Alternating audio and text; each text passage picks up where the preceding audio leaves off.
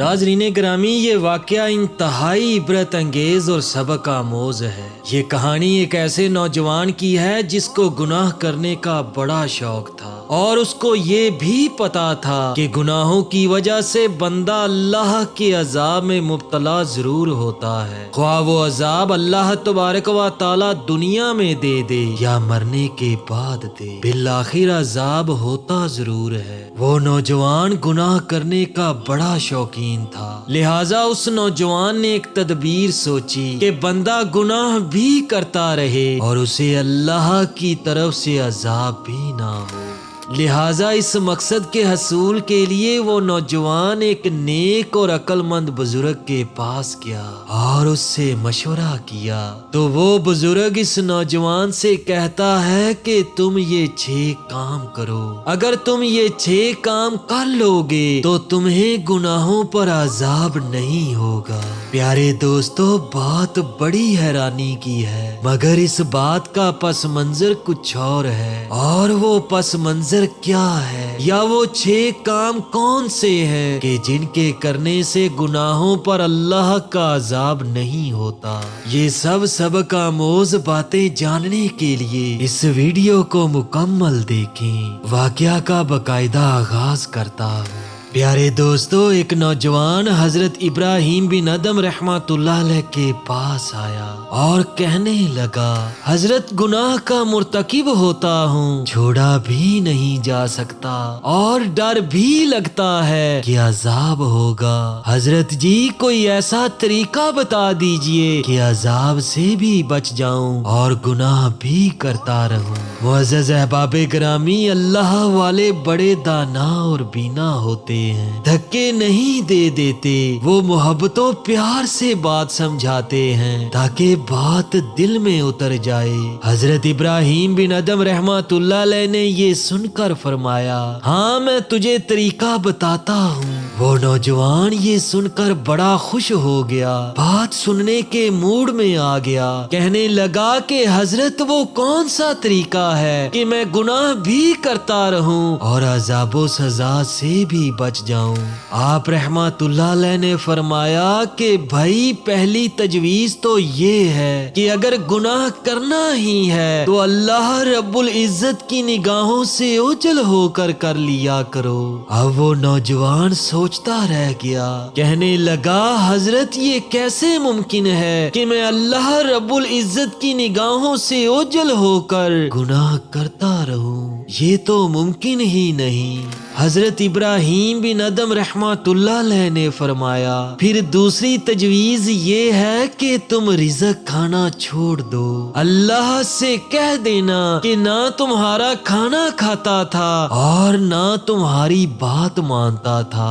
وہ نوجوان یہ سن کر کہنے لگا، حضرت یہ کیسے ممکن ہے کہ میں کھانا پینا چھوڑ دوں؟ اگر میں ایسا کروں گا تو میں زندہ کیسے رہوں گا؟ حضرت ابراہیم رحمۃ اللہ علیہ نے فرمایا، پھر تیسری تجویز یہ ہے کہ زمین و آسمان اللہ رب العزت ہی کا ملک ہے، اسی کی حکومت میں ہے، اور بادشاہ کی نافرمانی اس کے ملک میں رہ کر کرنا ٹھیک نہیں ہے، لہٰذا اس سے باہر نکل جا اور گناہ کرتا رہ، جیسا کہ اللہ تبارک و تعالیٰ کا قرآن مجید میں پاک ارشاد ہے۔ ترجمہ: اگر تمہارے اندر استطاعت ہے کہ زمین و آسمان کے کروں سے باہر نکل سکتے ہو تو نکل کر دکھلاؤ، نکلو گے کس دلیل سے؟ جیسے گھڑے کی مچھلی کدھر جائے گی؟ یہ سن کر وہ نوجوان کہنے لگا کہ حضرت یہ بھی نہیں ہو سکتا۔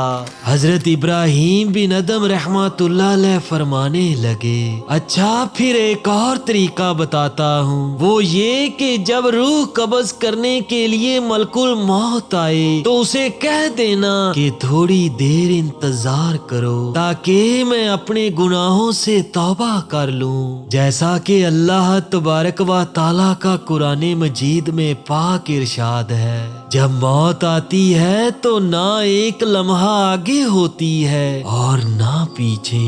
یہ سن کر وہ نوجوان کہنے لگا، حضرت اس موقع پر تو انتظار کا تصور ہی نہیں کیا جا سکتا۔ حضرت ابراہیم رحمۃ اللہ علیہ نے 5ویں تجویز پیش کی۔ آپ علیہ رحمہ نے فرمایا کہ جب تم کو قبر میں دفن کر دیا جائے اور اس وقت منکر نکیر آئیں اور تم سے سوال پوچھنے لگیں تو تم کہہ دینا کہ تمہیں سوال کرنے کی اجازت بالکل نہیں۔ یہ سن کر وہ نوجوان کہنے لگا، حضرت میں ان کو کیسے منع کر سکتا ہوں؟ اس کے بعد آپ علیہ رحمہ نے 6ٹھی تجویز پیش کی۔ آپ رحمۃ اللہ علیہ نے فرمایا کہ ایک اور طریقہ بتاتا ہوں، وہ یہ کہ جب قیامت کے دن تمہارے برے عملوں کو کھولا جائے گا اور پروردگار عالم فرشتوں کو حکم دیں گے کہ اس کو گھسیٹ کر جہنم میں ڈال دو، تو تم اس وقت ضد کر کے کھڑے ہو جانا کہ میں تو جہنم میں نہیں جاتا۔ اس نوجوان نے روتے ہوئے کہا، حضرت میری کیا حیثیت ہے کہ فرشتوں کے سامنے ضد کر کے کھڑا ہو جاؤں؟ میری تو کوئی حیثیت ہی نہیں۔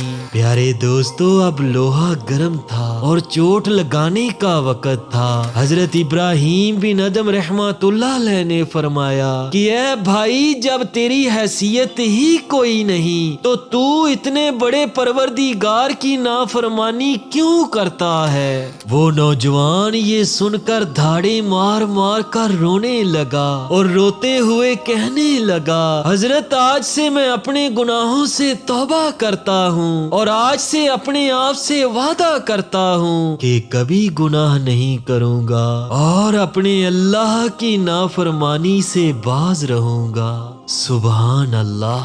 ناظرین گرامی، اس واقعہ میں بڑا ہی انمول درس حیات موجود ہے۔ درس حیات یہ ہے کہ ہماری بحیثیت انسان کوئی وقت نہیں، ہماری وقت اگر ہے تو نیک اعمال سے ہے۔ ہم اگر اللہ کی حدود سے تجاوز کریں گے تو ضرور اللہ کی پکڑ میں آ جائیں گے۔ اس لیے گناہوں کی نحوست سے بچتے رہو اور اپنی آخرت کی فکر ضرور کرو۔ اللہ تعالی ہمیں نیک اعمال کرنے کی توفیق عطا فرمائے۔ آمین ثم آمین۔